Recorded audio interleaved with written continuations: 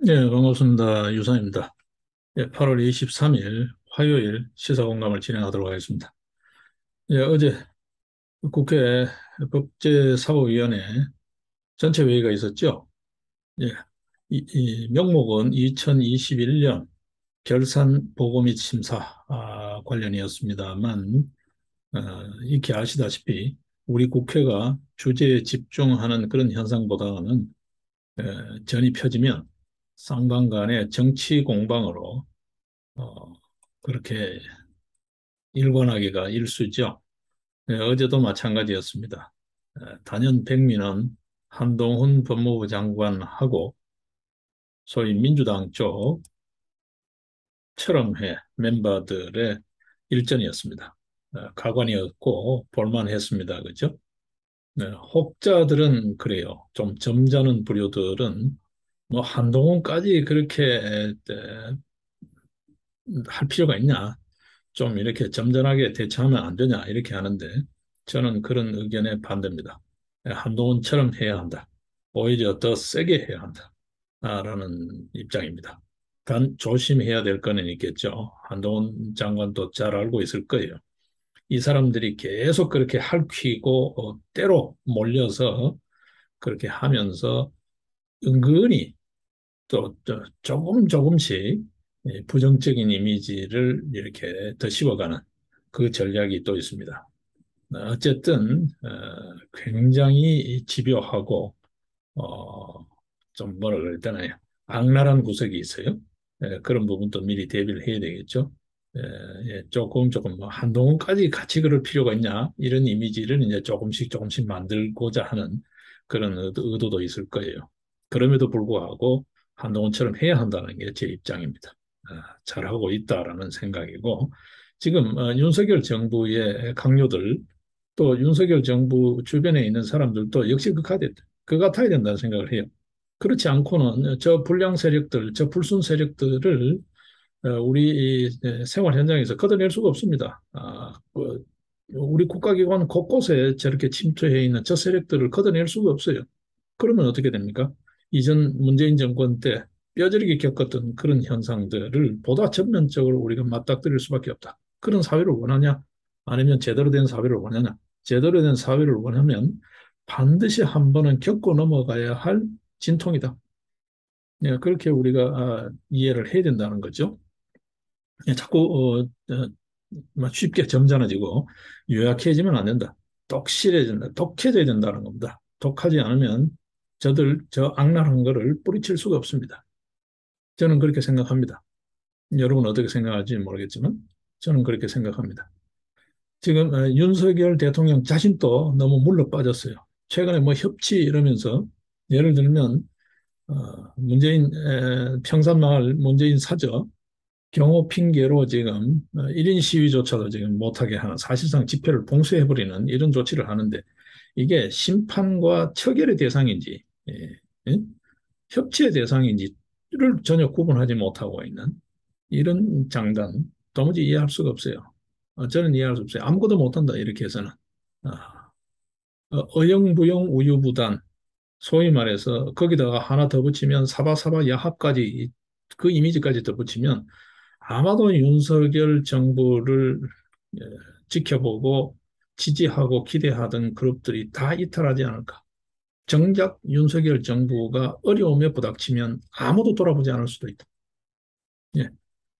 그런다고 해서 저 상대방들이 협조할 거냐?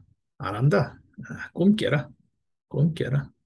그런 어떤 정말 순진하고 천진난만한 그런 생각 버려라. 그죠? 그런 충고를 해주고 싶어요. 네, 윤석열이 차라리 한동훈 같았으면 얼마나 좋을까 생각을 해봐요. 예. 어제 그런 이야기 있었습니다. 여러분 지금 이해충돌 이야기 어제 많이 들으셨죠? 정말 있을 수 없는 꼴을 보고 있습니다. 가해자가 지금 어떤 의미에서 피해자를 상대로 계속해서 추궁을 하는 이런 어떤 국가기관의 행태, 국가기관의 어떤 권위를 빈 행태, 이거 어떻게 봐야 되냐는 거죠. 여러분 아시다시피 최강욱은 지금 현재 재판받고 있는 게 세 건입니다. 대표적인 걸로. 지금 한동훈 법무부 장관과 이해관계가 있는 것만 하더라도 세 건이죠, 여러분. 그죠? 예. 최강욱이가 변호사 시절 때 조국의 아들한테 허위 인턴 증명서 발급해 준 것 때문에, 그렇죠? 어, 업무방해 혐의 등으로 기소돼 가지고 지금 2심까지 끝났죠. 이게 당선 무효형이었습니다. 그죠? 징역 8개월에 집행유예 2년, 벌금 100만 원 이상이면 당선 무효가 되니까요. 이게 2심에서 이렇게 돼서 지금 최종심을 남겨두고 있는데 최근에 어떤 사태가 있었습니까? 네? 네.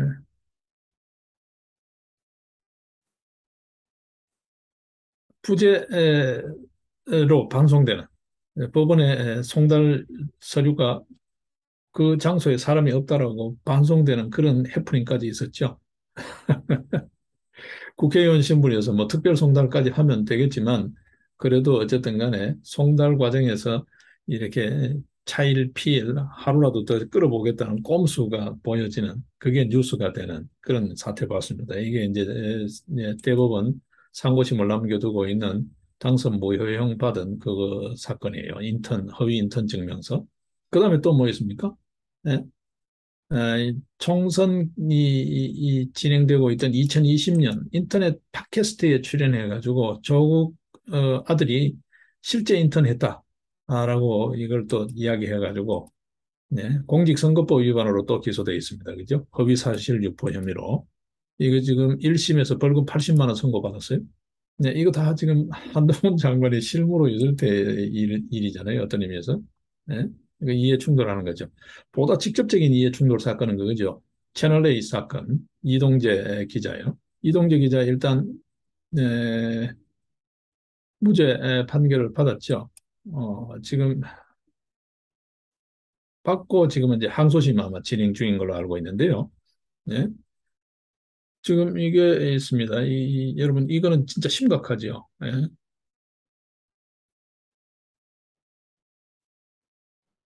이 명예훼손으로 지금 문제되고 있는 거잖아요.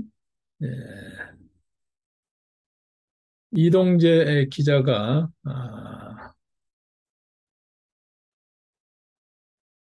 이철 이철 전 밸류 인베스트먼트 코리아 대표한테 사실이 아니어도 좋다. 당신이 살려면 유시민에게 돈을 줬다고 해라. 라고 한 녹취 내용이 담겼다라고 최공욱이가 이야기했는데 이 기자 말은 이동재 기자 말은 그런 말 한 적도 없고 녹취록에 그런 내용도 없다라고 해가지고 이게 지금 현재 1심에서 거의 선고 앞두고 있죠. 그렇죠? 지금 검찰 쪽에서 구형한 게 징역 10월입니다. 그죠? 그러니까 아마도 이게 당선 무효형이 거의 나올 가능성이 높죠. 10월 구형이 됐으니까.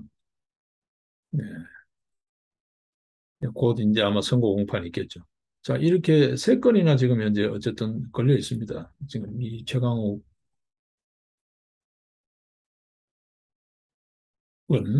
예, 지금 그래서 지금 이 소위 말해서 법사위에 출석해서 이 질의를 할 수 있냐? 그 자격 논란까지 지금 시끌시끌했습니다. 그렇죠? 그럼에도 불구하고 지금 현재 계속 유야무야 진행하고 있어요. 진행하고 있어요. 자, 이 일대 최강욱, 김남국, 박범계, 기동민 뭐 다 어떤 의미에서 초전박살되는 그런 모습을 우리가 봤습니다만 논리에 딸리니까요. 일단 정치 논리로 가지고 우긴다고 되나요? 법리에서 딸리니까요. 자, 김의겸이도 어제 또 박살났죠. 김의겸이 뭐라 그랬습니까? 예? 지금 현재 문재인 정권에 대해서 서울중앙지검에만 6개 부서, 전국적으로 약 100명이 넘는 검사들이 문재인 정부를 겨냥해서 수사하고 있다. 이거 좀 심한 거 아니냐라고 하니까 뭐라고 했습니까? 여러분 기억하시죠? 예. 그때 내가 실무였다. 문재인 정권 때 소위 적폐 수사할 때 실무였는데 지금 수사의 10분의 1도 안 된다. 그러니까 지금 하고 있는 수사가 문재인 정부 때 적폐 수사할 때 그 난리 쳤을 때 10분의 1도 안 된다. 뭐가 도가 넘은 수사냐. 그 당시에 수사 실무를 맡고 있었던 게 바로 나다. 예? 수사의 총량이나 투입 인력 면에서 투입 인원 면에서 그때 10분의 1도 안 된다. 무슨 소리냐? 라고 완전 박살나 버렸습니다. 그죠?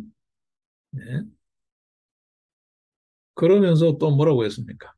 네. 그 당시에 걸핏하면 청와대발 뭐 청와대에서 이런 문건이 나왔다라고 기자회견하고 그 난리를 쳤죠. 여러분 기억하시죠? 네. 그러고 나면 곧바로 검찰이 수사하고 이렇게 하는 소위 캐비넷 수사 그런 것도 안 한다 지금. 어? 예, 그 한동훈 장관의 어제 답변이었습니다. 지금 진행되고 있는 수사들은 과거처럼 청와대 캐비넷을 뒤지거나 그런 게 아니기 때문에 정상적으로 수사하고 있다. 정치적 수사라고 예단할 문제는 아니다.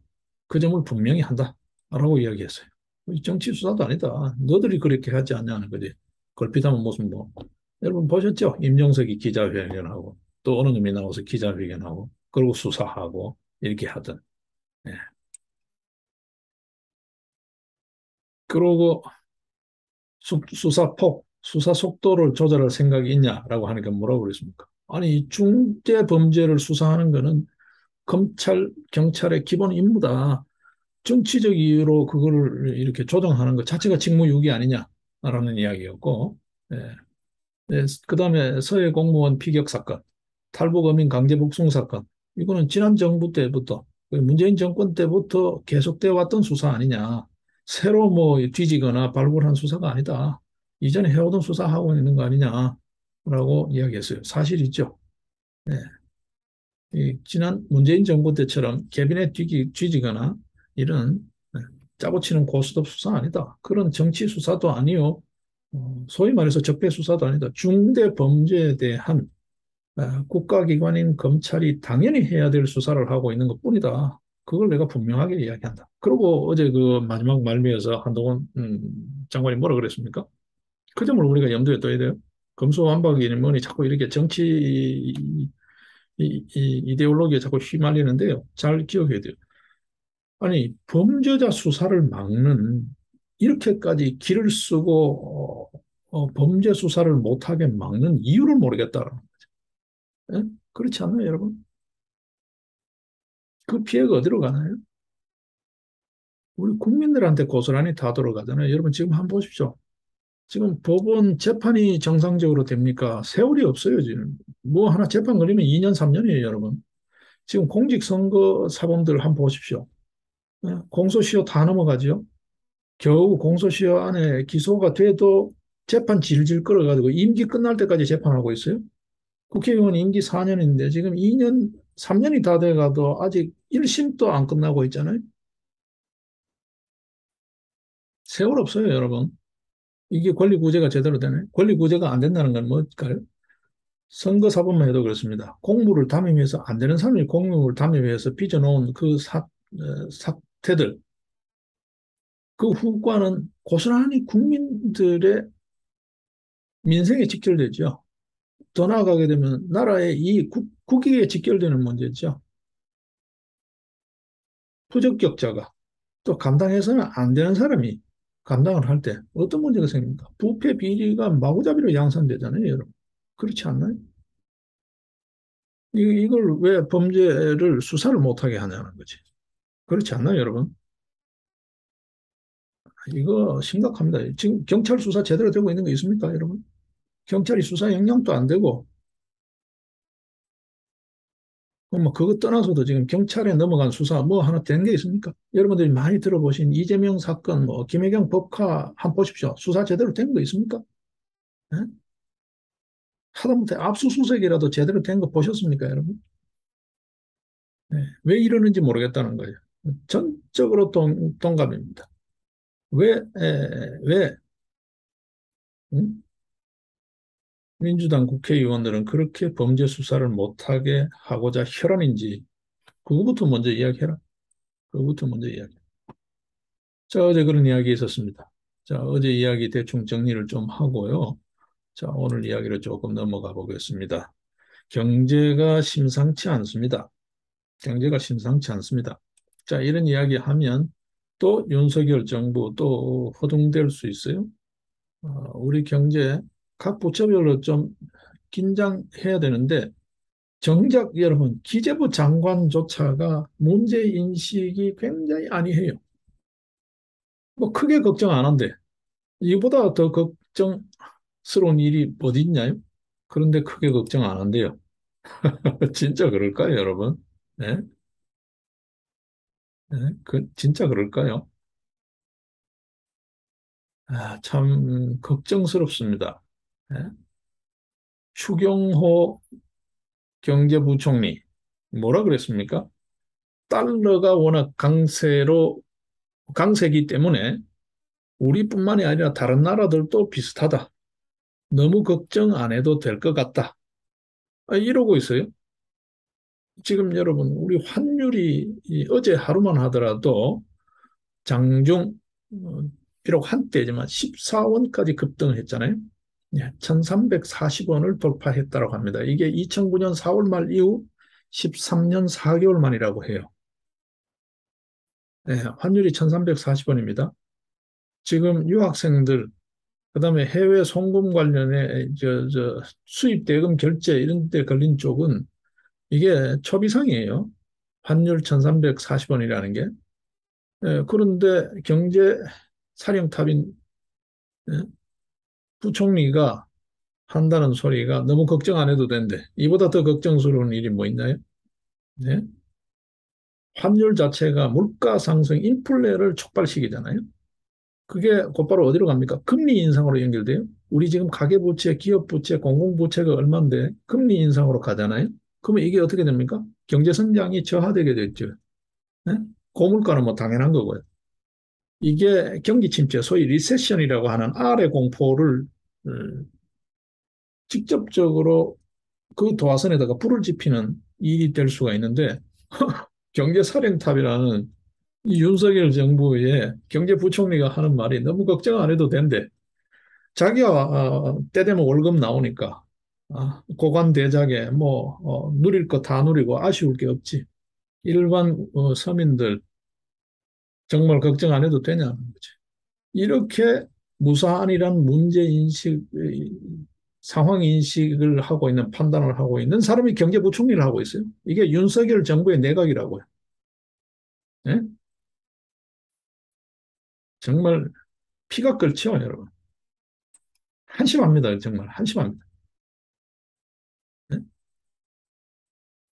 어제 하루 만에 코스피가 1% 빠졌잖아요.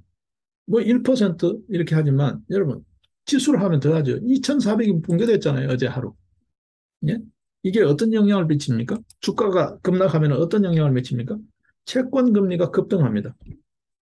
회사채, 국채, 채권 금리가 급등해요. 이게 실물 경제에 미치는 게 연쇄적으로 도미노 쓰나미가 몰려오는 거죠. 도미노로. 그렇지 않나요? 그런데 경제부총리가 너무 걱정 안 해도 된대. 이거보다가 더 위기 상황이 어디 있고 이거보다 더 걱정해야 될 게 없냐. 13년 4개월 만에 환율이 최고치예요. 그런데도 걱정 안 해도 되는데 다른 나라로 다 그렇대. 기가 막힙니다, 여러분. 기가 막힙니다. 지금 보십시오. 실물 경제가 어떻습니까? 무역 수지. 무역 수지가 지금 현재 102억 7,700만 달러라 그러잖아요. 적자 폭이. 예? 수출은 찔끔 느는데 수입은 대폭 는다는 거. 이게 환율 영향도 있죠. 예? 이유로 들이대는 거는 명분으로 들이대는 건 그거예요. 원자재 값이 올랐다는 건데 그거로 이게 다 해명이 되냐는 거죠. 당장 보십시오. 어? 대중국 무역 적자가 지금 현재 서너 달째 계속 적자예요. 근데 이게 흑자로 돌아설 가능성이 거의 없어 보이잖아요. 이제 중국 소비자들이 국산 제품 안 좋아해요. 휴대폰은 이미 벌써 날새고요. 화장품도 저물고 있잖아요. 화장품도 거의 날새고 있죠. 여러분 아시다시피. 뭐 드라마 이런 거 한류 미미합니다. 미미합니다. 뭐 BTS 정도나 통할까 나머지 뭐 또 통하나요 한류? 다 뺏겨가가지고 이제 저들끼리 다 하잖아요. 여기 지금 PD들 다 소위 그 인재들 빼가가지고 다 지금 뺏겨서 잘 하고 있잖아요. 예? 자, 지금 보십시오, 여러분. 지금 무역 적자만 하더라도, 무역 수지 적자만 하더라도 지금 이게 이전 규모보다가 두 배 내지, 최소 두 배 내지 세 배라는 건데, 예? 한중만 보더라도 그렇고, 자, 그렇다는 건데, 경제부총리는 걱정 안 해도 된대. 너무 걱정 안 해도 될 것 같대요. 예? 그럴까요? 그럴까요? 외환 보유액이 지금 여러분, 지금 한 6개월 사이죠. 6개월 조금 더 됐나요? 예? 작년 10월부터 치면 지금 어떻게 되나요? 한 10개월 정도 되나요? 외환 보유고가 300억 달러 이상 줄었어요. 예, 우리 외환 보유고가 IMF가 권장하는 외환 보유고에 못 미치잖아요. 지금 우리 외환 보유고가 작년 7월 기준으로 하게 되면 4,386억 달러인데 이게 지금 줄었다는 거잖아요. 예? 우리가 갚아야 될 이거 부채요. 나라 차원에서의 부채, 이걸 외채라 그러죠. 그중에서도 장기 외채, 단기 외채가 있는데 단기 외채가 지금 어떻습니까? 예? 6월 말 기준으로 1,838억 달러예요. 이게 우리 외환 보유고 4,386억 달러의 무려 40% 이상이에요. 그럼에도 경제부총리 걱정 안 해도 될 것 같아요. 남 이야기 하듯이 해요. 기가 막힙니다, 여러분. 제가 봤을 때는 뭐 저는 경제 쪽에서는 그렇게 해박한 사람은 아니고 그냥 뭐 일반 교양 지식 수준입니다만 걱정스러워요. 네? 자, 지금 금리 한번 보십시오. 연준은 계속해서 빅 스텝, 자이언트 스텝 이렇게 금리를 올리고 있는데 이런 요인까지 겹쳐가지고 금리에 또 충격을 주면 네, 이런 상황에 가계부채 등등은 어떻게 되냐는 거죠. 이런 상황에 경제부총리가 한다는 소리가 너무 걱정 안 해도 될 것 같다 소리 하고 있어요. 다른 나라도 똑같아. 다른 나라하고 우리하고 처지가 다릅니다, 여러분. 우리는 소위 말해서 가공무역이잖아요. 삼각무역으로 먹고 사는 거잖아요. 수출만이 살 길이에요. 원자재가 뭐 있나요? 뭐가 있나요, 우리가? 예? 자, 지금 정부 부처에서의 준비, 긴장하고 있는 그 태도가 긴장하고 있는 모습이 전혀 없어요. 그냥 무사천하 태평이고 무사한 일이에요. 그렇잖아요. 지금 언론에 비춰지는 거는 뭐 자기네들 실제로는 뭐 얼마나 열심히 윤석열 대통령 말따나 구두 밑창에 딸도록 열심히 하는지 모르지만 우리 국민들에게 비춰지는 모습, 언론을 통해서 비춰지는 모습은 천하태평이에요. 무사한 일. 이건 말이죠. 응? 사진빨 더 잘 나오기 위해서 비가 왔으면 좋겠다. 수해 현장에서 그 소리 하는 것만큼이나 이게 거의 정신 나간 소리라고 봐요. 지금 이 판국에 너무 걱정 안 해도 되는데 경제부총리가 이 윤석열 정부 내각 도대체 정신이 있는 거예요, 없는 거예요? 아니, 이걸 대통령이 국무회의에서 이걸 질타를 안 하고 놔둔다? 이거 경질 대상인데 어떤 의미에서 참 한가로운 소리를 하고 있어요. 지금 보십시오. 일기 신도시 공약 그것도 지금 제대로 설명이 됐느니 안 됐느니 이런 궁색한 소리를 하고 있어요. 국민이 이해해 줄 거라고? 아니 약속을 했으면 지키는 모습을 보여야 그게 상식 아니에요? 윤석열 정부는 상식을 회복한다며. 표 얻을 때만 그렇게 꼬드겨 놓고 돌아서면 딴소리 하는 윤석열 정부. 그게 상식에 부합하는 거예요. 당신네들이 이야기하는? 예? 대통령은 나서서 제대로 전달이 안 됐다라고 설명이 안 됐다고 이야기하고 예? 정책 당국자들은 한덕수 총리부터 나서서 하는 이야기는 국민이 이해해 달라고 이거 못 지킬 수 있다. 천천히 고민하겠다. 천천히 고민하겠다는 세월아 내월아 보내면서 안 지킨다는 거잖아요. 윤석열 정부가 뭐 천년만년 집권할 거예요? 임기 5년이잖아. 예? 이거 4년, 5년, 2025년 뭐 이렇게 검토하고 뭐 검토만 하고 있으면 말뿐이지 또 날 새는 거지. 근데 대통령 자신은 제대로 설명이 안 됐다 그러고 있어. 예? 총리부터 나서서 정책 당국자들이 하는 이야기는 국민이 이해해 줄 거다. 예? 신중하게 검토하고 있다. 뭐 맨날 검토만 할 거예요? 이놈 윤석열 정부는 맨날 검토만 할 거예요? 이러고 있습니다. 예? 국민들 염장 지르는 소리만 하고 있어요. 소위 말해서 표 떨어지는 짓만 계속해서 하고 있어요. 예? 경각심이 하나도 없어요. 엄중함이 하나도 없어요. 책임감이 하나도 없어요. 절박함이 하나도 없어요. 도대체 뭘 하겠다는 거예요? 뭘로 인심을 얻겠다는 거예요? 뭘로 국민 지지를 끌어내겠다는 거예요? 뭘로 국정 운영하겠다는 거예요? 한심합니다. 한심합니다. 예? 무역 수지 적자가 14년 만에 5개월 내리 적자라는 거잖아요. 그리고 연간 누적 적자가 255억 달러가 될 거라는 거잖아요. 예? 1996년도 최대치를 이미 넘어섰다는 거잖아요. 수지 적자가, 무역 적자가. 예? 이럼에도 너무 걱정 안 해도 될 것 같다? 이게 경제부총리가 할 소리인가요? 예? 국회가 워낙 엉망진창이고 개판이어서 그렇지. 이거 옛날 같으면 벌써 사퇴, 문책위가 나왔을 정도의 심각한 발언이라고 이게. 정말 생각이 있는 건지 없는 건지. 예? 진짜 우리 흔히 하는 말로 주인 배부르니까 종 배고픈 줄 모른다고. 이거 지금 지 먹고 사는 거 걱정이 없으니까 이 지금 천하태평이야. 아, 부총리라는 놈이 나와가지고 언론에서 이런 소리 하고 있어요. 지금 이 상황에서. 너무 걱정 안 해도 된다. 정말 걱정 안 해도 되기를 바랍니다만 참 상황 인식이 너무 어이가 없어서 억장이 무너진다. 억장이 무너진다. 예? 지금 그 대중관계만 하더라도 이게 간단치가 않잖아요. 여러분 보시다시피. 예? 1992년 어제 한중 수교 30년 뭐 행사하고 난리를 쳤습니다. 그죠? 김진표 또 거기서 또 뭐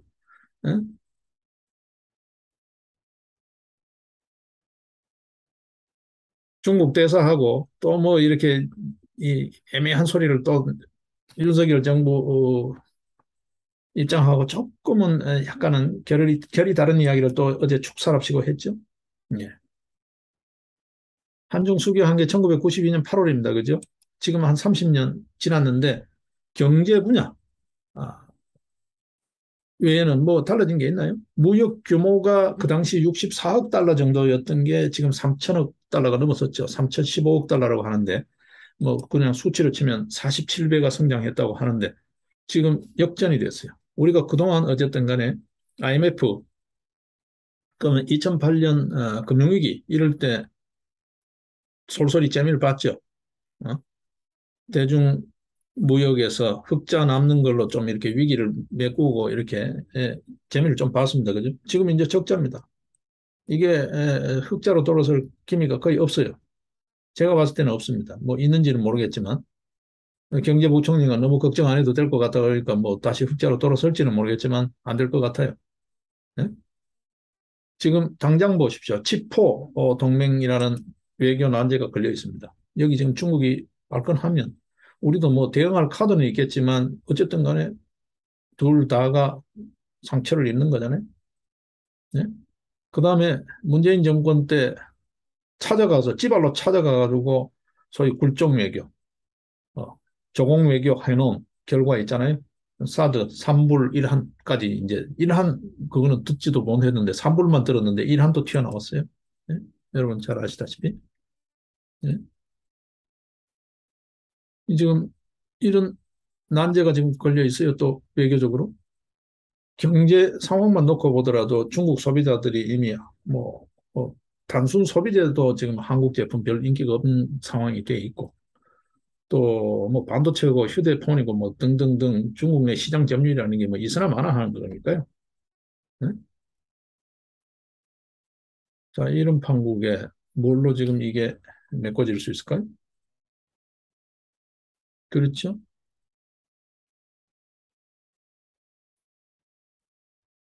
그 일각에서는 가치 외교로 패러다임을 새로 짜라라고 하는데 이게 하루아침에 짜지냐고요. 지금 윤석열 정부의 외교 안보 라인에서 이런 머리가 나올까요? 저는 의심스러워요. 의심스러워요. 예?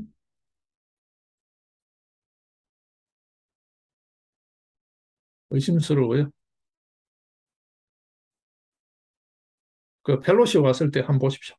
당장 대통령실에서 못 만나게 했잖아요. 그렇게 눈치 보고 어, 우유부단하게 아무 대책 없이 아무 실익도 없이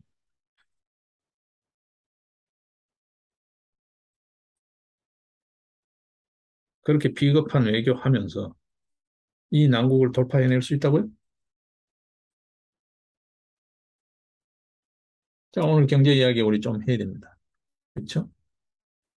자, 이 판국에 김원웅 광복회, 지금 마침 광복절 시즌이니까 광복회장 비리 사건이 터졌어요. 윤미향 사건 이후에. 예. 제가 일전에도 말씀드렸다시피 시민단체들 정부 지원금 다 끊어야 됩니다. 시민단체가 정부 지원금을 왜 받나요? 그럴 거면 단체 활동을 하지 말아야지. 그렇지 않나요? 개인적으로 하든지.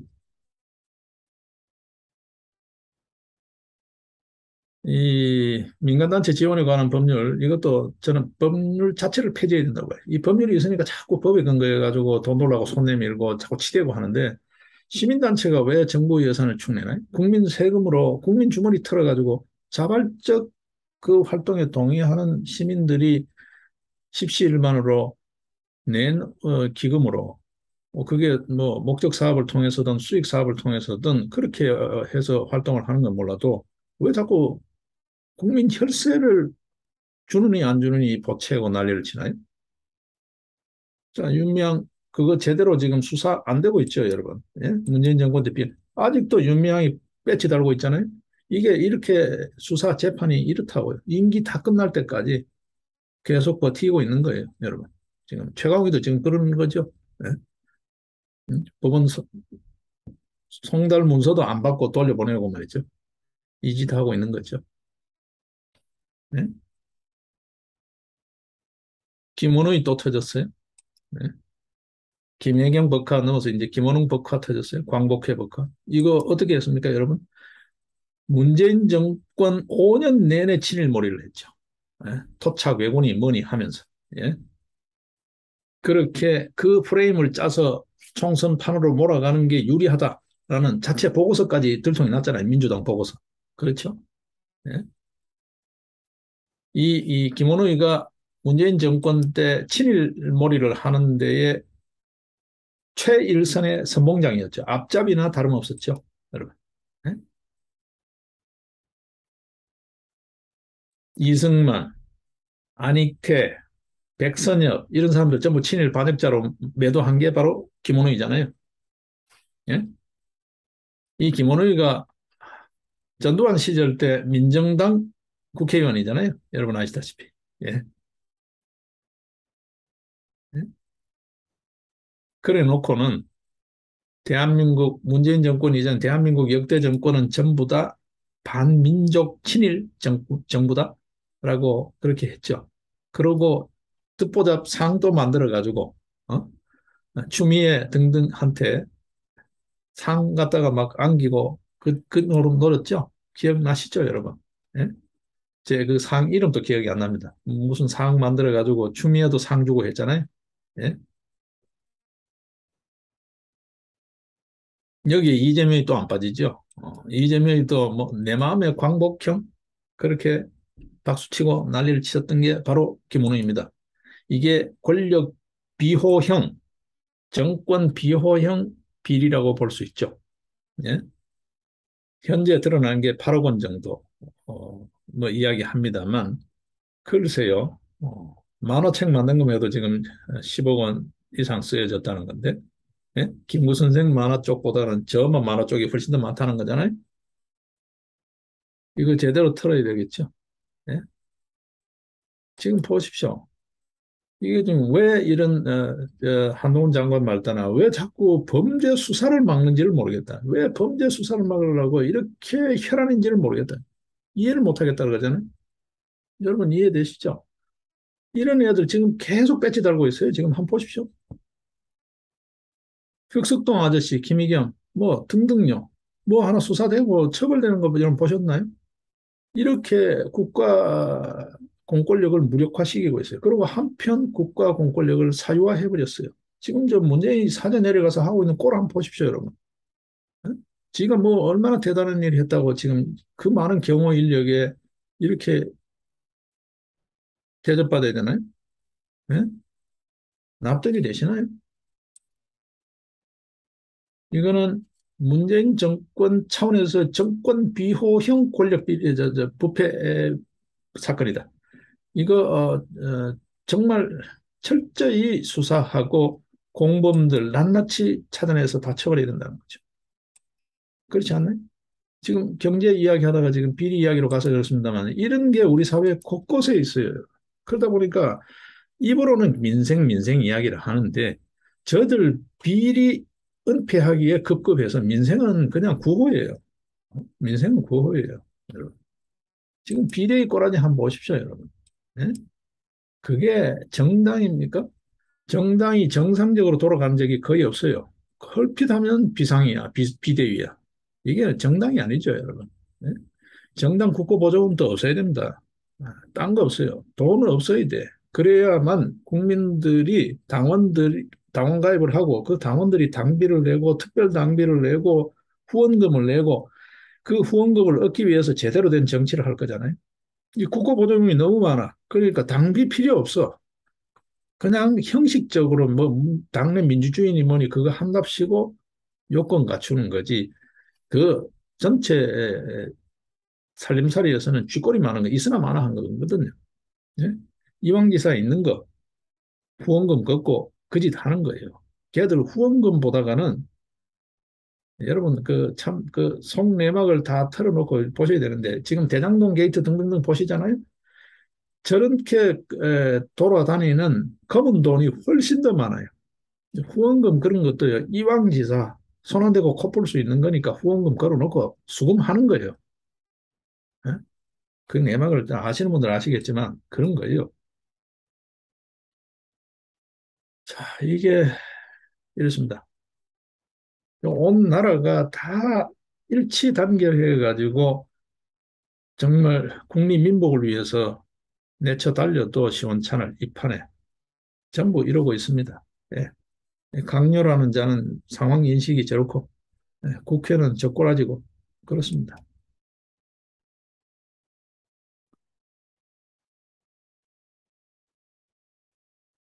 자, 지금 다시 경제 이야기로 좀 돌아가서 우리가 문제 심각성을 좀 봐야 됩니다.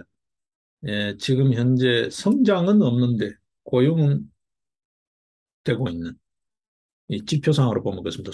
수치상으로 보게 되면 이름하여 성장 없는 고용 현상이 지금 계속 비춰지고 있어요. 보시면 예, 이전에는 잡리스였는데 지금은 잡풀이에요. 예, 고용이 있는데 성장이 안 되고 있어요. 2008년 금융위기 당시에는 어땠습니까? 고용이 없는, 성장은 하는데 고용이 없었어요. 지금은 성장 없는 고용이라 그래요. 이게 참 기이한 현상이라 그러잖아요. 이 지금 이제 뭐 OECD 전반에 다 그러는데 미국, 독일 등등등 전부 다 그렇다는 건데 그렇죠? 심지어 미국은 거의 완전 고용 상태입니다. 그런데 경제는 역성장을 하고 있어요. 2분기를 놓고 보면 2분기 바로 지금 8월이니까 그렇죠? 4, 5, 6, 2분기를 놓고 보면 미국, 영국은 마이너스 성장이에요. 미국은 마이너스 0.9% 성장이에요. 근데 실업률은 완전 고용 상태인 3.5%예요. 3% 내외는 완전 고용 상태로 보잖아요. 예? 영국도 그래요. 비슷해요. 독일은 성장률 제로예요. 2분기는. 그런데 실업률은 5.4%밖에 안 돼요. 일본은 그나마 조금 성장했어요. 0.5% 수치상으로. 실업률은 2.6%예요. 일본은 지금 현재 실업자가 없습니다. 네. 소위 이 실업이라는 게 자발적 실업을 기준으로 하면 실업자가 없는 상태예요. 실업률 2.6%라는 거는. 네. 이렇습니다, 지금. 이게 제일 그 내용을 들여다보면, 그렇죠? 성장은 없는데 실험 고용은 되고 있다라고 하는데 그 내용을 딱 까고 보면 인력난이 심각하다는 거예요. 우리 지금 구인난 엄청나잖아요. 여러분 가보시면 최저임금 떠나서도 사람 구해도 지금 웃돈 얹어줘도 사람이 없어요. 알바생도 없어요. 여러분 한번 가보십시오. 쩔쩔맵니다. 지금 알바 사이트, 알바 천국이나 이런 데 한번 들어가 보십시오. 알바몬 이런 데. 사람이 없어요. 사람이 없어요. 기본적으로. 예, 지금 이렇습니다. 이걸 단순히 뭐 코로나 등등 이 핑계로 경기 뭐 이런 핑계 댈 수 있을까요? 그게 아니죠. 인구 절벽, 근본적으로 인구 감소, 그다음에 또 하나가 뭡니까? 고령화. 이 두 개의 구조적 문제가 자리 잡고 있는 거죠. 이게 전 세계적인 현상입니다. 중국, 가까이 있는 중국도 인구가 줄고 있잖아요. 예? 그래서 셋까지도 나라고 하는데 안 놓잖아요. 이미, 예, 안 놓는 쪽으로 생각이 기울어져 버려서 안 논다고요. 중국 저 인구 많다는 저 중국도 저 지방 중소도시로 가게 되면 마을이 폐촌되고 있어요. 사람들이 다 떠나고 애가 없어서 마을이 지금 마을 꼴이 안 되는 거예요. 네? 지금 우리나라도 그렇잖아요. 인구 절벽 문제 이거 어떻게 할 거냐는 거죠. 예? 그러다가 이제 코로나 이런 게 있죠. 에, 이동이 자유롭지가 않으니까 해외의 노동력이 유입되지 않으니까 이것 또한 지금 블로킹이 돼 있죠. 그러니까 사람이 없어요. 사람이 없어요. 그러니까 수치상으로 보게 되면 이게 고용이 되는 것처럼 보여지는 거예요. 실내용을 보게 되면 사람을 구하려도 사람이 없는데 인력난인데 구인난이죠. 구인난인데 이게 고용이 되고 있는 것처럼 보인다고. 이것도 착시 현상이죠. 실질적으로 보면 착시 현상이죠. 네. 네, 이게 성장이 되고 있지 않은데 네. 상황은 나아지고 있지 않은데 경기는 좋아지고 있지 않은데 네. 고용은 자꾸 되고 있는 듯한 착시 현상이 지금 이상한 현상이 빚어지고 있다는 거예요. 뭐 착시라고 해야 되나요? 뭐 실제가 그러니까요. 근데 그 알맹이는 구인난이라는 거예요. 자, 여기에 지금 우리도 뭐 예외가 없죠. 지금 그 뿌리 산업이라고 하는 제조 분야부터 지금 다 이제 구인난입니다. 지금 뭐 사업을 하고 싶어도 사람이 없어 사업을 못 합니다. 여러분 보시면. 그리고 뭐 사무직 관리직 할 거 없이요. 사람이 없습니다. 사람이 마땅한 사람이 없어요. 예. 이게 뭐 산업 구조가 크게 변화한 것도 있지만 일단은 인구 구조적인 문제가 크다는 거. 고령화, 저출산, 인구 감소죠. 인구 절벽 문제가 크다는 것입니다. 그다음에 생산 가능 인구가 줄고 있다는 거. 우리도 지금 보게 되면 노동 생산 가능 인구가 줄고 있잖아요. 예? 이게 이제 어떻게 되면 경기 침체가 되는 거죠. 예? 그러다가 우리 사회, 한국 사회의 특이한 문제로 교육 문제가 있습니다. 교육 문제가 있습니다. 관치 교육이죠. 교육부가 돈줄, 국고보조금이라는 그 돈줄을 쥐고 각 교육 현장을 쥐락펴락하고 마구잡이를 하는, 그러니까 교육의 자율성이 없는 이 문제가 심각합니다. 여러분 아시다시피. 그러다 보니까 대학이 산업 구조 변화, 그 사회 변화를 따라잡지를 못하고 있어요. 정부 눈치 봐야 되고 그 보조금 받아내야 되니까 하라는 대로 할 수밖에 없는 거죠. 이게 더 큰 문제죠. 네. 소위 말해서 인재 양성이 안 되고 있다. 게 우리 한국 사회의 또 다른 특징입니다. 네. 무엇보다도 지금 이제 IT 등등등 신산업 분야, 4차 산업 분야의 이 구인난 이야기가 나오는데 이 와중에 뭐 그런 쪽 이야기는 뭐 일할 사람 없다, 사람 구하기 어렵다 등등 이렇게 가면은 이게 장기적으로 계속해서 이렇게 스태그플레이션이라고 해야 되나요? 그 저성장 그 침체에 빠져들지 않냐. 이게 팬데믹하고 겹쳐서 굉장히 복합적이다. 골치 아프다. 이런 현상이 장기화될까 봐 걱정이다, 뭐 장기화될 것 같다, 뭐 이런 이야기들이 계속 나오고 있습니다만, 그죠? 고용은 있지만 경기는 침체되는 잡풀 리세션이라고 하는 그런 현상이 계속된다라고 하는데, 자, 그 반면에 지금 봅시다. 대학이 지금 기본적으로 대학만 놓고 보면 뭐 중고등학교는 더 말할 것도 없고요. 대학만 놓고 보면 정부 정책에 따라서 뭐 규제를 풀어주고 기업을 살린다 그러는데 대학 교육 현장부터 대학이 자유롭게 숨쉬고 사회 변화 흐름을 미리 좀 이렇게 앞서서 안 그러면 그 흐름을 따라잡으면서 교육을 할 수 있게 풀어줘야 될 거 아니에요? 우리 교육부는 그렇지 않습니다. 여러분 아시다시피 정부 그렇지 않습니다. 여전히 지금 보면 반도체 인력 100만 이렇게 하니까 당장 교육부 하는 이야기가 일선 학교를 쥐어짜는 것부터 하잖아요. 예. 지금 어떤 이야기 나옵니까? 2026년, 지금 2022년에 내후년이에요. 윤석열 정부 임기 끝날 그 조금까지 100만 명의 디지털 인재를 양성하겠대요. 지금 4년 남았어요. 4년 동안에 100만 명의 디지털 인재를 양성하겠대요. 이게 말이죠. 어? 사람을 붕어빵 찍어내듯이 이게 어디 뭐 북한식 조선노동당식 천리마 운동하는 거예요. 예?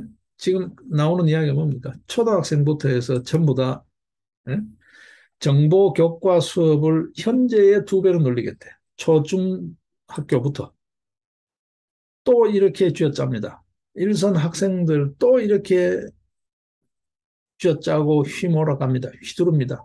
이게 교육이 될까요, 여러분? 네? 교육이 될까요? 이게 정부 정책 당국자들의 자기 목적에 따라서 동원하는 거잖아요. 교육에 이게 동원 참 깝깝합니다, 여러분. 코딩 교육을 필수화하고 정보 교육을 강화하겠다.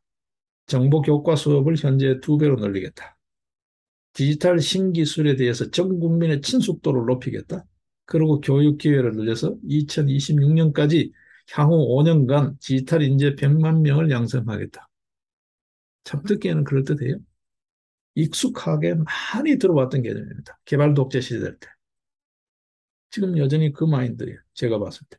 교육을 이렇게, 교육 현장을 이렇게 쥐어짜고 휘둘려서 그렇게 길러진 인재가 산업 현장에 쏟아지면 그 시절이 저물면 이 IT라는 게 천년만년 갈 건 아니잖아요. 예. 이 시절이 또 변화가 되고 산업 구조가 바뀌면 그렇게 길러놓은 인력들은 다 병신되는 거 아니에요. 다 실업자 되는 거 아니에요. 소위 말해서 공급 과잉이 되는 거 아니에요. 그 어떻게 제4회가 또 시기는데 또 돈 들여 넣을 거예요? 그렇게 계속해서 이런 예, 소위 말해서 관치 교육 이 악순환을 이 악순환의 고리를 끊지 못하고 계속 그렇게 끌어갈 거예요. 언제까지나?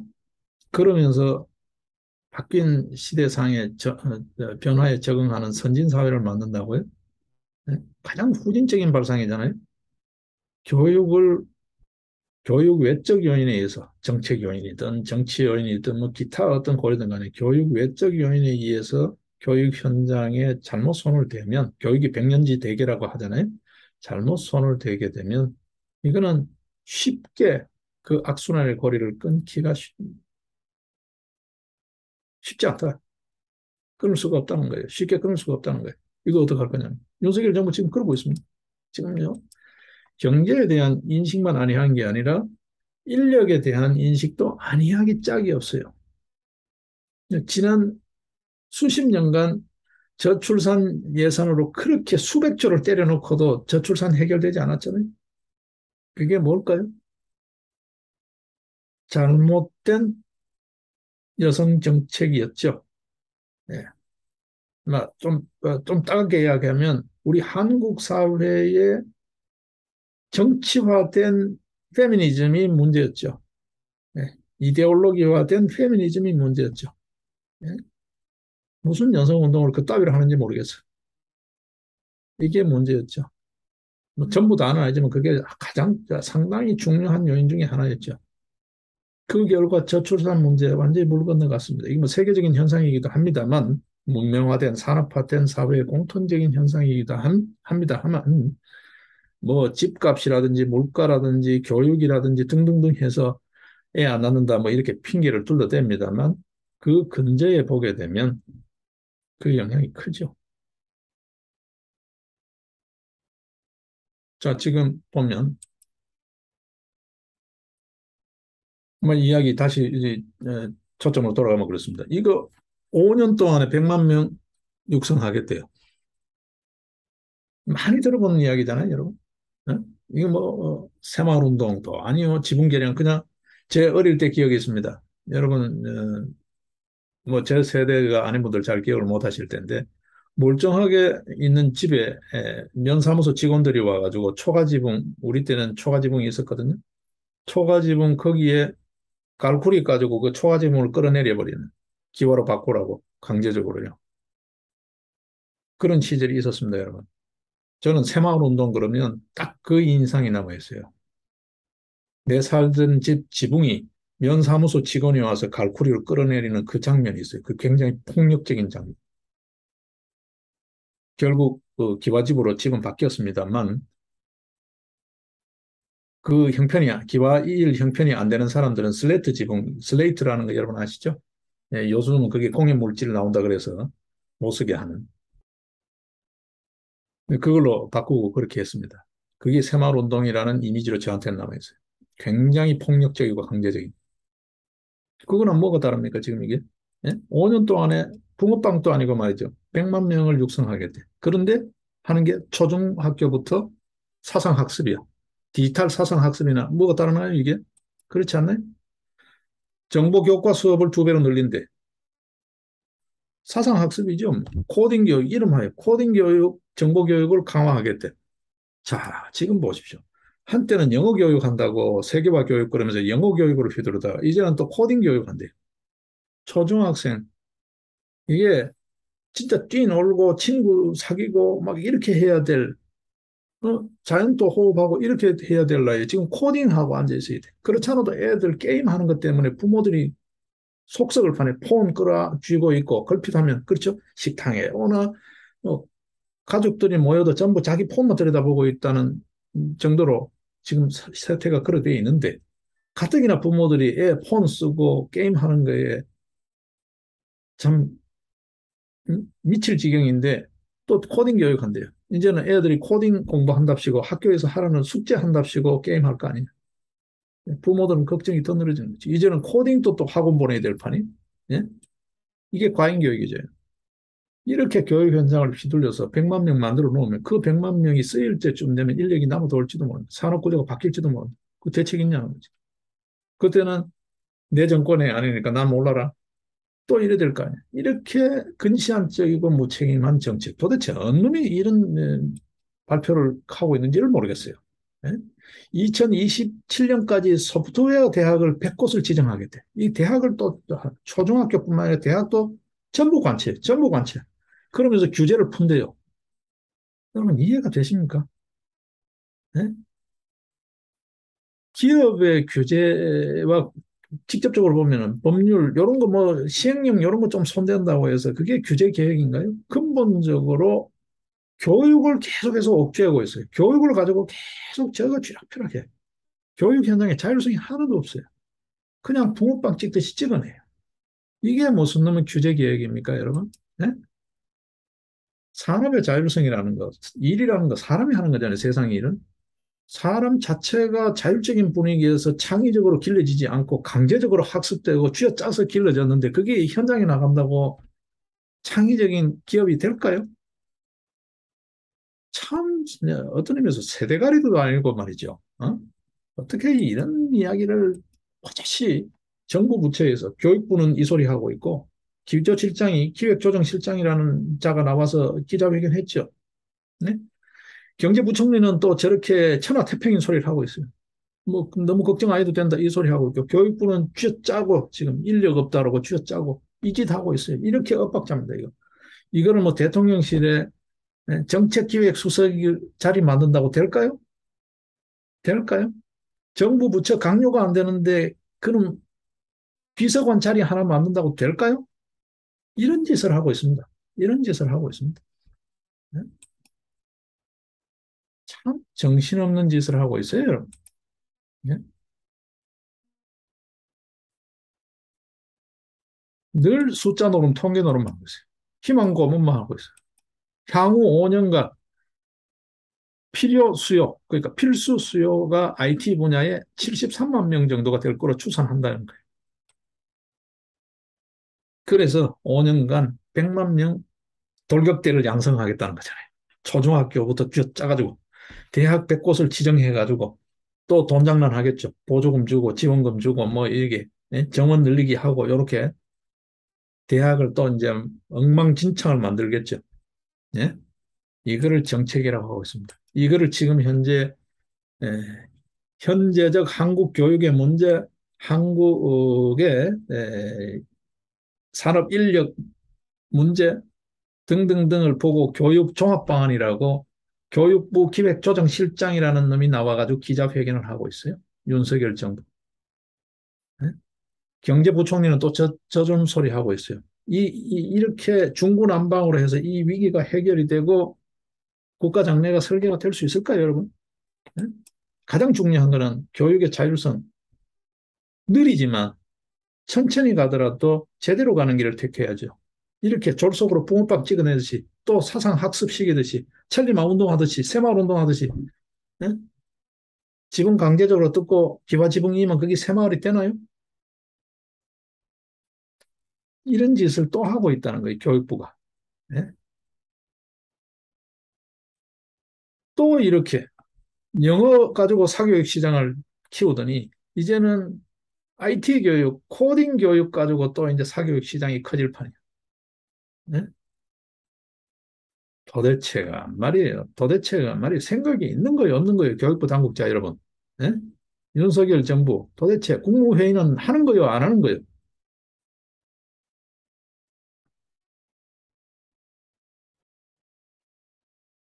지금 보십시오. 우리 뭐 일자리 만들겠다 뭐 하지만 청년 실업자들 할 게 없으니까 영끌 뭐 이랬는데 그게 좀 더 부채가 되고 금리가 오르고 지금 또 난리예요. 그렇죠? 예?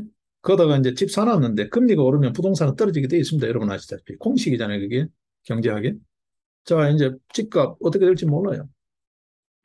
다들 지금 돈 있는 사람들은 팔 거는 팔고 더 좋은 매물이 나올 때를 보기 위해서 지금 다 관망세예요.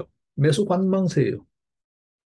현금화할 수 있는 거 현금화해서 단 현금은 제일 값어치가 지금 이렇게 변동기에는 없으니까 이 현금을 계속 현금만 쥐고 있는 놈은 제일 띠란 놈이고 멍청한 놈이고 빨리 갈아타야 되는데 어디로 갈아탈까 지금 관망세예요.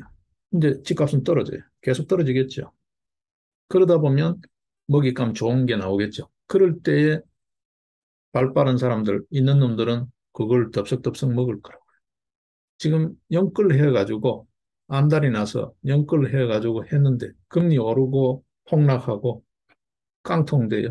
자, 이러고 있습니다. 그런데 일자리도 없어요. 우리 국내에는. 강성 노조부터 해서 기업할 분위기가 아니야. 유턴하는 기업들한테 지원한다. 그 말뿐이고 지원이 별로 없잖아요. 그리고 누가 유턴 하겠어요? 한국 사회에. 뭐 하나 좀 뭐 할 것 같으면 노조니 뭐니 해가지고 덮어 쓰는데 정부가 나서서 노동개혁까지 바라지도 않아. 법과 원칙도 지켜지지 않는데 그러다 노란봉투법까지 이야기 나오는데 여기에 다시 해외에 있는 그 자산 투자 그거 시설 끌고 들어와서 여기에 기업한다고요? 천만의 말씀. 있는 기업도 끌고 나갈 판이잖아요, 여러분. 그렇잖아요? 보십시오. 어떻습니까? 미국 같은 경우 보십시오. 지금 일자리가 자꾸 늘어나고 있어요. 미국 일자리 늘어나는데 제일 귀한 게 한국 기업이라고 그러잖아요. 우리 기업들이 왜 그러고 가겠어요? 지금 추세가 그러니까 세계 시장을 보고 나가는 거는 좋은데 그거 외에 또 요인 있죠. 국내 공장 하는 것보다 훨씬 더 나으니까 세제 혜택도 있죠. 뭐 정부 지원까지 해주죠. 가죠. 당연히 가죠. 국내는 어떻습니까? 아무것도 해주는 거 없어. 말뿐이야. 그리고 강성 노조가 딱 버티고 있어. 그래, 너 자리 잡으면 우리 밥이다. 딱 버티고 있어. 여기서 누가 기업하겠어요? 네, 그렇습니다, 여러분. 여러분 아시다시피. 예, 미국은 반도체법, 인플레이션 감축법 이런 거를 의회도 정부도 뭐 주정부까지 나서서 연방 주정부 다 나서 가지고 하잖아요. 그러니까 일자리가 늘어나는 거예요. 예? 한국 기업이 월스트리트 저널 보도를 보면 한국 기업이 미국에 서 만든 일자리, 예? 일자리가 올해 그러니까 지금 8월이니까 7월까지 잡읍시다. 올 상반기에 미국에 일자리가 35만 개가 생겼는데 그중에 한국 기업이 만든 일자리가 3만 5천 개라는 거예요. 예? 우리 국내는 어떻습니까? 뭐 속된 말로 꽝이죠, 꽝. 말뿐이죠. 아무것도 없어요. 아무것도 없어요. 나오는 소리라고는 IT 인력 100만 명 양성이다.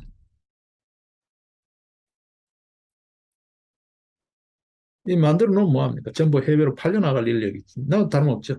알짜배기 인력. 지금 뭐 국내 굵직굵직한 기업들 개발자 구한다고 그렇게 방을 붙이고 해도 안 구해주잖아요. 겨우 구해가지고 좀 이렇게 실무 교육시키고 좀 일 알만 하면 다른 외국계 대기업으로 가버리잖아요. 구글이나 애플로 가버리잖아요. 페이스북 이런 데로. 여러분, 저 페이스북이나 구글, 제가 몇 해 전에 저 미국 현지 구글 본사, 페이스북 본사를 방문해가지고 둘러보고 왔지만요. 근무 환경들 가보시면 여러분 깜짝깜짝 놀랍니다. 국내 기업들처럼 그렇게 하지 않아요. 그 안에 숙소 다 있고요. 일할 때 있고 식당과 첼비하고요. 뭐 편의시설 그게 하나의 타운이에요. 타운. 여러분 가보시면 깜짝깜짝 놀라실 거예요. 뭐 어떤 의미에서는 그런 거죠. 이 안에서 어쨌든 간에 다 해결해 줄 테니까 하루 종일 일하는 거나 마찬가지인데 뭐 우리 한국식으로 그렇게 해석하죠. 하루 종일 일하는 식당도 보면 입맛대로 다 있어요. 베트남 식당 무슨 뭐 핫도그 뭐 입맛대로 다 있어요. 지 가고 싶은데 다 먹는 거예요. 그 직원은 그냥 직원이라는 이름으로. 뭐 병원 시설 있죠. 다 있습니다. 애들 다 키울 수 있게 다 돼 있어요. 유치원이 있지 뭐 다 있어요. 그러고 연봉은 국내 기업보다 훨씬 높아요. 그렇습니다. 국내 기업 어떻습니까? 출퇴근해야죠. 네? 그렇지 않으면 겨우 기숙사에 있으면 그 제대로 대접이나 받나요? 예, 그러고 있습니다. 그 가지고 형식적인 어떤 연봉 가지고만 지금 우리가 수치 노름하고 있는 거잖아요. 그러니 게임이 안 되는 거예요. 처우에서도 게임이 안 되고 인력 운용에서도 게임이 안 되고 마인드 자체가 안 되는 거예요. 그럼에도 불구하고 교육부조차 이 꼴하지. 예? 보십시오. 문재인 정권 5년 동안 무슨 일을 했습니까? 여러분 잘 아시죠? 예? 친노조 반기업, 기업 죽이겠다고 달려든 거나 마찬가지잖아요. 입법 폭주라고 하나요? 폭거를 했죠. 기업들 사정없이 두드려 잡았죠. 뭐 대표적으로 뭐 중대재해법 등등등 기억나실 거예요. 많이 들어보셔서. 예? 이 당시에 탈한국 한 게 얼마일까요, 여러분? 문재인 정권 5년 동안에 우리 국내 기업이 해외 투자를 한 게 6만 건이에요, 여러분. 국내 투자가 어떻게 되는지 여러분 기억하십니까? 국내 투자 정부에서 쥐어짜니까 신용만 했지 없어요. 네? 해외로 나간 게 6만 건이에요. 투자 금액이 56조 원이에요. 역대 어떤 정부보다가 많았던 게 문재인 정권 5년이에요. 56조라는 투자 금액이 해외로 나갔어요. 예? 일자리 얼마일까요, 여러분? 예?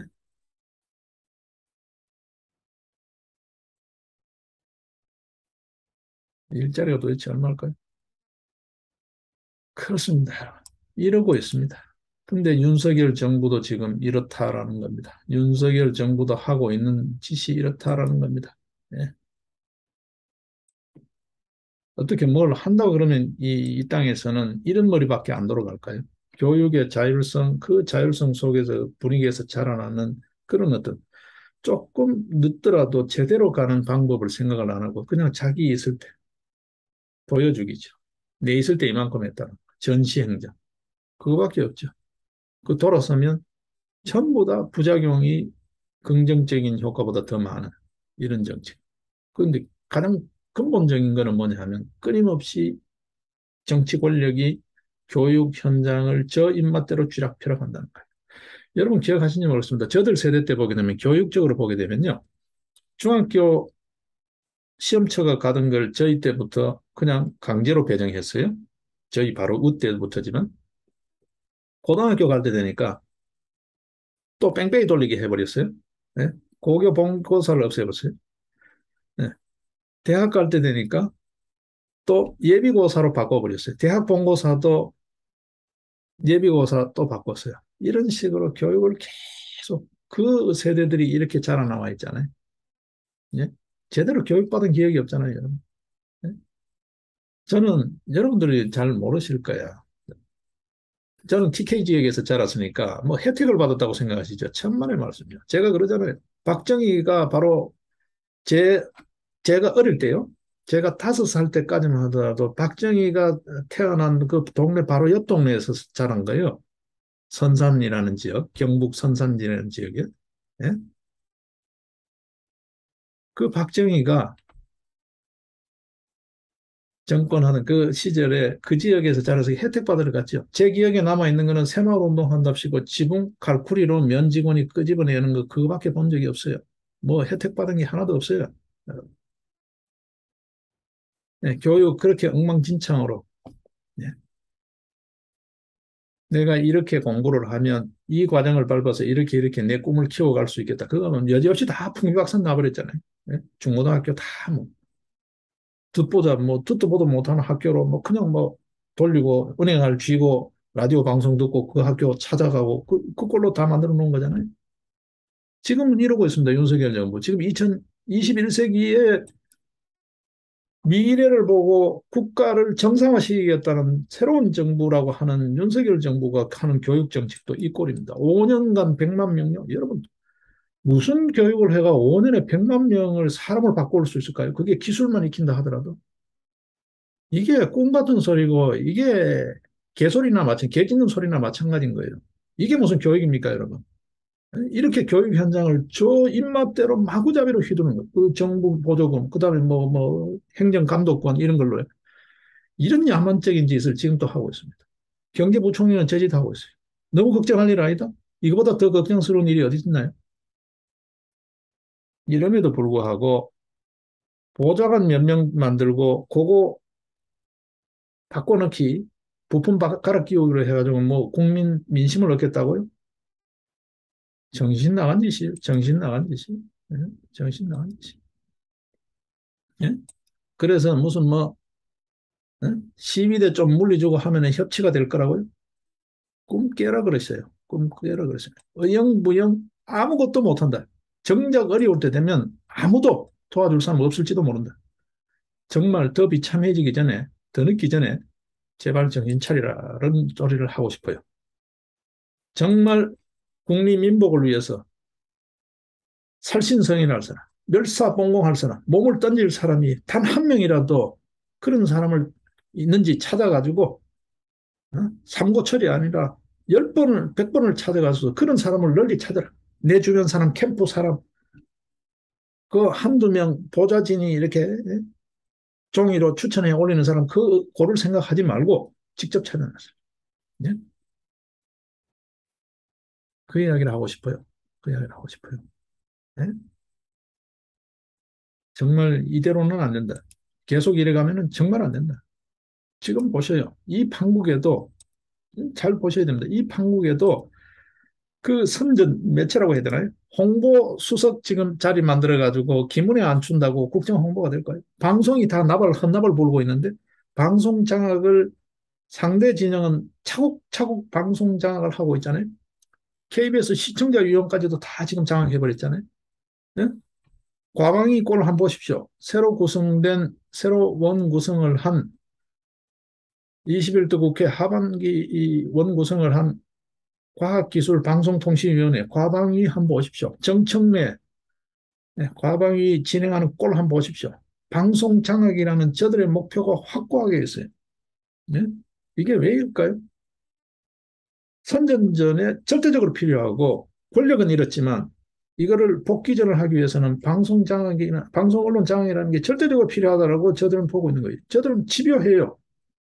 지금 방송 장악 차곡차곡 착실하게 진행되고 있잖아요. 윤석열 정부 뭐 하고 있어요? 뭘 하고 있나요?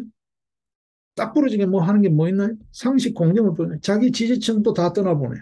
그러고 되지도 않을 개꿈만 꾸고 있어. 무슨 협치를 하지? 예?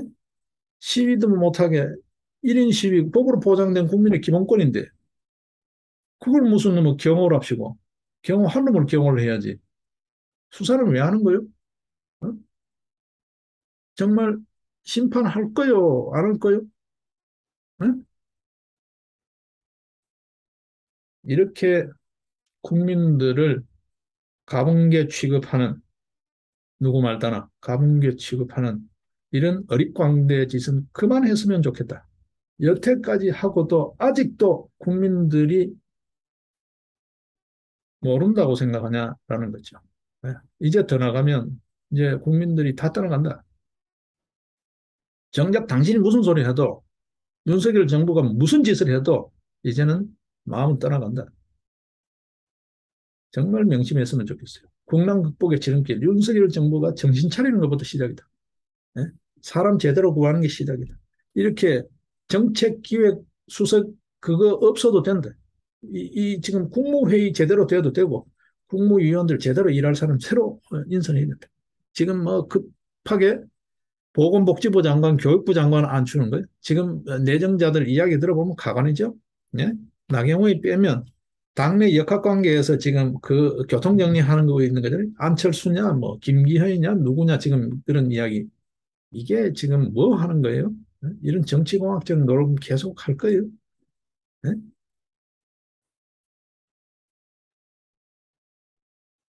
제대로 사람을 좀 널리 구하는 안목부터 이게 거의 어쩌면 마지막일 수도 있다. 100일, 글쎄요. 다음 석 달이 걱정스러워요. 예. 이 100일, 100일 걱정스러워요. 이런 식으로 가면 올해 가기 전에 민심은 다 떠나갈 수 있다. 다 떠나갈 수 있다. 더 늦기 전에, 더 늦기 전에 정기국회 추석 더 늦기 전에 그 앞두고 있는 이 시기에 정신을 좀 차렸으면 좋겠다라는 거죠. 이렇게 한가롭게 이렇게 개발 독재 시절 때의 낡은 생각으로 그냥 보여주기 전시 행정으로 떠들고 있는 이게 무슨 소린지 의미를 국민들이 잘 쏘아주기를 기대하는 것 그거 하나로 그냥 이렇게 도배하는 예?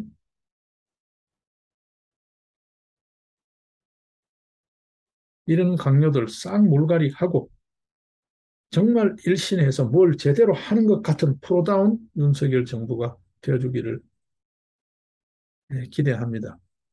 예, 오늘은 이 정도 이야기로 정리를 하겠습니다. 예, 예, 고맙습니다.